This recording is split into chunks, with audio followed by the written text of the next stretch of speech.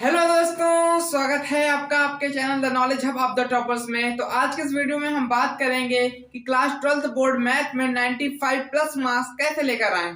देखिए, आज के इस वीडियो में मैं उन सभी टिप्स एंड ट्रिक्स की बात करूंगा जिनको फॉलो करके मैंने खुद UP board class 12th math में 100 में 96 मार्क्स स्कोर किए थे। देखिए, मैं इस वीडियो में अपने एक्सपीरियंस बताऊंगा कि कैसे मैंने पेपर को अटेम्प्ट किया था और अपनी गलतियां भी बताऊंगा कि क्यों मेरे 96 ही आए और 100 नहीं आए। अगर आप उन गलतियों को नहीं दोहराते हैं तो आप 100 आउट ऑफ 100 भी स्कोर कर सकते हैं और अपने 95% प्लस लाने का सपना पूरा कर सकते हैं। तो चलिए वीडियो को शुरू करते हैं। तो देखिए, अब आखिरी समय में आप मैथ की तैयारी कैसे करें, पहले मैं इस बारे में डिस्कस करूंगा।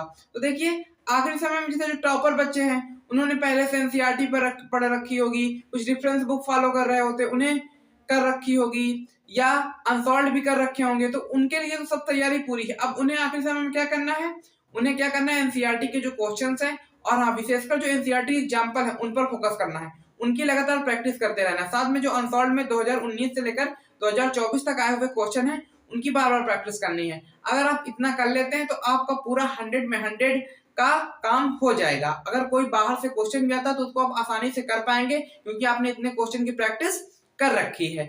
अब जो एवरेज बच्चे हैं उनको मैं एक सलाह दूंगा कि आप जैसे मान लीजिए आपने कुछ पढ़ाई की है, बहुत ज्यादा तो पढ़ाई नहीं की, यहाँ पर आप ठीक ठाक हैं, तो आप एक काम कर सकते हैं, आप क्वेश्चन बैंक ले लीजिए। तो उनमें जो प्रीवियस ईयर के क्वेश्चन आए हैं, जैसे 2019 के आए हैं, 20 के आए हैं, 23 के आए हैं, 24 के आए हैं, तो इनको आप लगातार प्रैक्टिस करते रहिए, जो इंपॉर्टेंट क्वेश्चन। तो क्या होगा कि यही क्वेश्चन आपके आधे से ज्यादा फंस जाएंगे एग्जाम में, क्योंकि बोर्ड लगातार रिपीटेडली क्वेश्चन ही उन्हीं को पूछता है। तो ऐसे आपका काम हो जाएगा काफी हद तक। तो ये आप एवरेज बच्चे ये कर सकते हैं।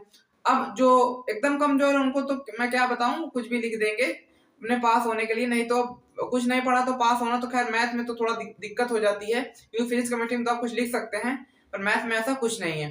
तो देखिए, ये तो हो गई तैयारी की बात, आखिरी समय में कैसे आप करें। अब देखिए, मैं आपको बात करूंगा कि कैसे मैंने इतने नंबर लाए, मैं कैसे कॉपी को प्रेजेंट किया। तो देखिए, सबसे पहले आपको एक बात का ध्यान रखना है, जब भी आप क्वेश्चन को करें तो सबसे पहले आप उसमें डालिए क्या गिवन है, क्या आपको निकालना है, क्या पूरा उसमें लिखिए।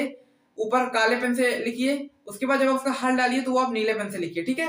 अब पूरा प्रॉपर ऊपर क्वेश्चन आंसर और नीचे आंसर, साथ में पूरा सोल्यूशन, और क्या आपने को प्रूफमेंट करनी है, प्रूफमेंट भी आपको लिखनी है। अब जब आप सवाल को शुरू कर देते हैं, प्रूफमेंट वाला है तो प्रूफमेंट हो गई। ये तो आप जब क्वेश्चन करना शुरू करते हैं तो आपको एक एक स्टेप दिखाने हैं, कैसे आपने कि जो भी आप वहां कर रहे हैं वो बगल में आपको क्वेश्चन में दिखाना है। ये तो आप ऊपर एक लाइन में दिखा दीजिए और नीचे वो स्टेप करिए। तो इससे क्या होगा ना कि एक इम्पैक्ट अच्छा पड़ता है आपकी कॉपी का एग्जामिनर पर, तो वो आपको पूरे नंबर देता है। अगर आपने थोड़ा बहुत गलत भी किया तो उसको इग्नोर करके आपको नंबर वो दे देता है। तो ये कुछ ट्रिक्स होती हैं जिनको बोर्ड पेपर में लगाया जाता है। अब देखिए, एक काम और आपको करना है, अब जब भी आपका आंसर आ जाए तो आप उसको पूरी बॉक्स के अंदर बंद कर दीजिए। इससे क्या होगा ना, एक अलग इंप्रेशन पड़ेगा, क्योंकि एग्जामिनर एनसीईआरटी के आंसर रखे रहता है। अब आपको एक बात और याद रखना, जो एनसीईआरटी के एग्जाम्पल है, जो एनसीईआरटी क्वेश्चन है, उनके जो एनसीईआरटी के आंसर आपको वही उन्हीं को निकालने पर फोकस करना है। क्योंकि आप इधर उधर के आंसर, क्योंकि आप देखा होगा जो डिफरेंशियल इक्वेशन, जो अवकल समीकरण में सवाल होते हैं उसमें थोड़ा अलग आंसर आया करते हैं। तो आप जो एनसीईआरटी वाले आंसर अगर आप उनको निकालते हैं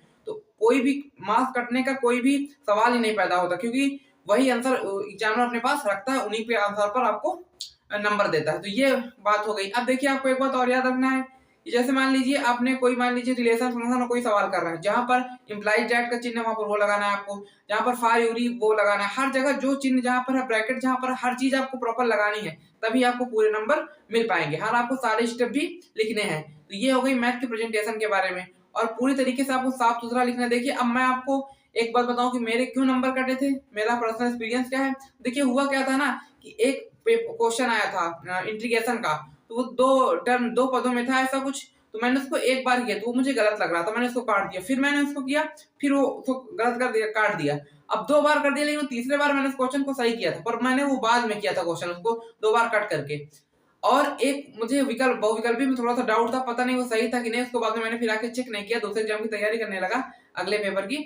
तो इसी यही कारण हो सकता है जिसकी वजह से मैंने 96 मार्क्स आए, वरना मेरे 100 भी आ सके। हालांकि मैंने क्वेश्चन सारे अटेम्प्ट किए थे, पर इसी वजह से मेरे 96 है। तो आपको इन गलतियों को नहीं करना, आपको कटिंग करने से बचना है। आपको जहां तक हो सके क्वेश्चन सीरियल वाइज ही करना है। अब नहीं हो, अगर आपको कोई क्वेश्चन नहीं आता तो आप उसको बाद में कर सकते हैं। तो ये कुछ छोटे छोटे पॉइंट्स है जिनको ध्यान में रखकर आप 95 के ऊपर क्या 100 मैथ में ला सकते हैं। तो इसी तरह वीडियो को सपोर्ट करते रहिए। अगर आपको वीडियो अच्छा लगा तो लाइक कर देना, कमेंट कर देना, ज्यादा लोगों तक शेयर कर देना। अगले वीडियो में मैं आपको इसी तरह के इंटरेस्टिंग टॉपिक और आपको बोर्ड एग्जाम के लिए यूजफुल वीडियो लाता रहूंगा। तो तब तक के लिए धन्यवाद।